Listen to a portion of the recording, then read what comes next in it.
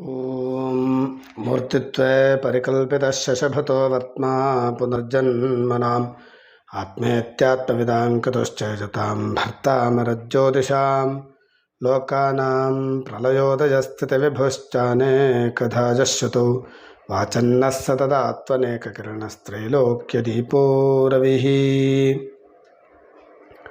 ನಮಸ್ಕಾರ. ಕನ್ಯಾ ಲಗ್ನದಲ್ಲಿ ಜನಿಸಿರತಕ್ಕಂಥ ಪುರುಷರ ಜನನ ಫಲವನ್ನು ನೋಡೋಣ. ಕನ್ಯಾ ಲಗ್ನದಲ್ಲಿ ಜನಿಸಿರತಕ್ಕಂಥವನು ಬಂಧು ಬಾಂಧವರಲ್ಲಿ, ಸ್ನೇಹಿತರಲ್ಲಿ ಅತ್ಯಂತ ಪ್ರೇಮವನ್ನು ಹೊಂದಿರ್ತಾನೆ. ಸಾತ್ವಿಕ ಗುಣವನ್ನು ಈತ ಹೊಂದುತ್ತಾನೆ. ತನ್ನ ಸಾತ್ವಿಕ ಗುಣದಿಂದ ಅನೇಕರಿಂದ ಗೌರವವನ್ನು ಈತ ಪಡೆದುಕೊಳ್ತಾನೆ.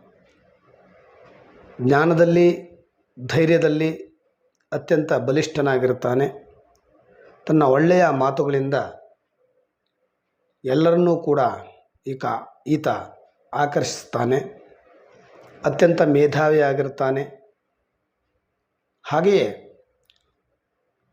ರಸಿಕನೂ ಕೂಡ ಆಗಿರ್ತಾನೆ. ಸ್ತ್ರೀಲೋಲನೂ ಕೂಡ ಆಗಿರ್ತಾನೆ. ಹೀಗೆ ಕನ್ಯಾ ಲಗ್ನದಲ್ಲಿ ಜನಿಸಿರತಕ್ಕಂಥ ಪುರುಷರ ಜನನ ಫಲವನ್ನು ಹೇಳಿದ್ದಾರೆ. ನಮಸ್ಕಾರ.